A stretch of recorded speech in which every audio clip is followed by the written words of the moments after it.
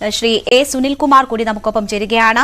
വയനാട്ടിലെ ഈ സംഭവം നടന്ന ഇടത്തെ പ്രാദേശിക കോൺഗ്രസ് നേതാവ് കൂടിയാണ് സുനിൽകുമാർ. ശ്രീ സുനിൽകുമാർ, ഈ ഒരു ആനയുടെ സാന്നിധ്യം ദിവസങ്ങൾക്ക് മുൻപ് തന്നെ മനസ്സിലാക്കിയതാണ്. CCF അക്കാര്യം പറഞ്ഞതാണ്. പ്രദേശവാസികൾക്ക് എന്തെങ്കിലും തരത്തിലുള്ള ഒരു ജാഗ്രതാ നിർദ്ദേശം നൽകിയിരുന്നോ? എന്തെങ്കിലും അറിയിപ്പുകൾ ഉണ്ടായിരുന്നോ? നിങ്ങൾ എന്തെങ്കിലും മുൻകരുതലുകൾ സ്വീകരിച്ചിരുന്നോ?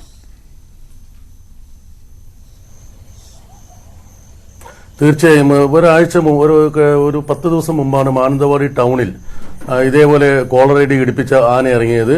മാനന്തവാടി ടൗണിന്റെ ഹൃദയഭാഗത്ത് ഒഴിഞ്ഞൊരു സ്ഥലം കേന്ദ്രീകരിച്ചുകൊണ്ട് ആന നിലയുറപ്പിച്ചു. അന്ന് തന്നെ പറഞ്ഞതാണ് 2 ആനകൾ വയനാടൻ മേഖലകളിലേക്ക് കയറിയിട്ടുണ്ട്, അത് ഐഡന്റിഫൈ ചെയ്തിട്ടുണ്ടെന്ന് അന്ന് തന്നെ പറഞ്ഞതാണ്.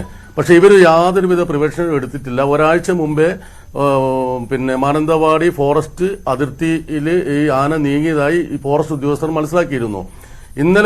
ഇന്നലെ രാത്രി മുതൽ 1 മണി മുതൽ ഈ ആനയുടെ പുറകിൽ ഫോറസ്റ്റുകാരുണ്ട് എന്ന് പറയുന്നതല്ലാതെ ഈ പ്രദേശത്തെ ജനങ്ങൾക്ക് അത് മുൻകൂട്ടി ആന ഇങ്ങനെ ഇറങ്ങിയിട്ടുണ്ടെന്നും അതുകൊണ്ട് ജനങ്ങൾ പുറത്തിറങ്ങരുതെന്നും ഒരു നിർദ്ദേശം ഈ വനപാലകരുടെ ഭാഗത്തുനിന്ന് കൊടുത്തിട്ടില്ല.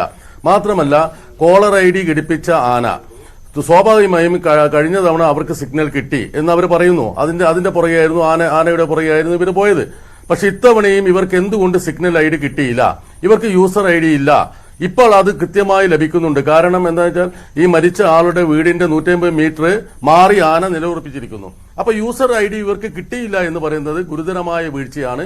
ഫോറസ്റ്റിന്റെ ഭാഗത്തിൽ നിന്ന് ഗുരുതരമായ വീഴ്ചയാണ് ഈ വന്യമൃഗശല്യം കൂടാനുള്ള പ്രധാന കാരണം.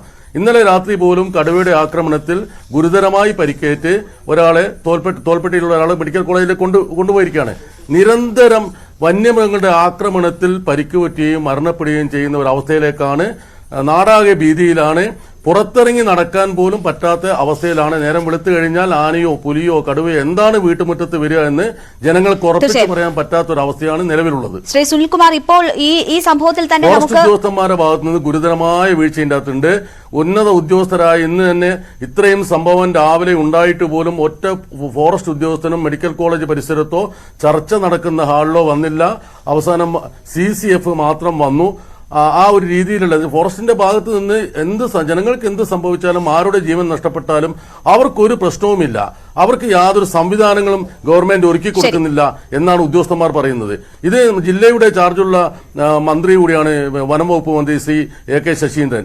അദ്ദേഹം വളരെ അലംഭാവത്തോടെ ഓരോ മരണം ഉണ്ടാകുമ്പോഴും ഓരോ ഇൻസിഡന്റ് നടക്കുമ്പോഴും അദ്ദേഹം വളരെ അലംഭാവത്തോടെ വളരെ എന്താണ് പറയുക, അദ്ദേഹം ഇത് ബാധിക്കുന്ന ഒരു പ്രശ്നമല്ല, വന്യമൃഗങ്ങൾക്ക് വേണ്ടി സംസാരിക്കുന്ന രീതിയിലാണ് അദ്ദേഹം മാധ്യമങ്ങളോട് സംസാരിക്കുന്നത്. ജനങ്ങൾക്ക് വേണ്ടിയല്ല ജനങ്ങളുടെ ജീവനും സംരക്ഷണം നൽകേണ്ട ജനങ്ങളോട് 11 ദിവസത്തിനിടെ ഇതുപോലത്തെ രണ്ടാമത്തെ സംഭവമാണ്. കേരളത്തിലെ വനം വകുപ്പ് മന്ത്രി ഈ 2 ആനകൾ ഉണ്ടായിട്ടും ഇത് ഐഡന്റിഫൈ ചെയ്തിട്ടും ഇനിയൊരു ഇൻസിഡന്റ് ഉണ്ടാകാത്ത രീതിയിൽ 2ാമത്തെ ആനയെ അവർക്ക് ഐഡന്റിഫൈ ചെയ്ത് അതിനെ തടഞ്ഞു നിർത്തി ആ രീതിയിൽ ചെയ്യാൻ അവർക്ക് കഴിഞ്ഞിട്ടില്ല. അത് ഗുരുതരമായ വീഴ്ചയാണ്.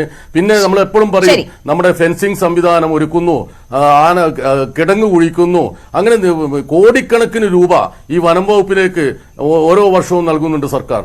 ഒന്നും ഫലവത്തായി നടപ്പിലാക്കാൻ ഇവർക്ക് കഴിയുന്നില്ല. ഒരു സ്ഥലത്തും ഫെൻസിംഗ് കൃത്യമായി വർക്ക് ചെയ്യുന്നില്ല. അത് ഒന്ന് ക്ലിയർ കട്ടായി അത് മെയിൻറ്റെയിൻസ് ചെയ്ത് ഇവർക്ക് മുന്നോട്ട് കൊണ്ടുപോകാൻ കഴിയുന്നില്ല. അപ്പം ഫോറസ്റ്റ് ഉദ്യോഗസ്ഥന്മാർ ഇന്ന് സെക്കൻഡ് സാറ്റർഡേ, നാളെ സൺഡേ, ഉന്നത ഉദ്യോഗസ്ഥന്മാർ ഇന്നലെ വൈകുന്നേരം എല്ലാവരും സ്ഥലം വിട്ടു പോയതാണ്. കുറച്ച് വാച്ചർമാരെ മാത്രം ഈ ആനയെ ഐഡന്റിഫൈ ചെയ്തിട്ടും കുറച്ച് വാച്ചർമാരെ മാത്രം അതിന്റെ പുറകെ ശ്രീ സുനിൽകുമാർ, നമുക്ക് ഈ ദൃശ്യങ്ങളിലും കാണാം ഇതിന്റെ പിന്നാലെ വനംവകുപ്പ് ഉദ്യോഗസ്ഥർ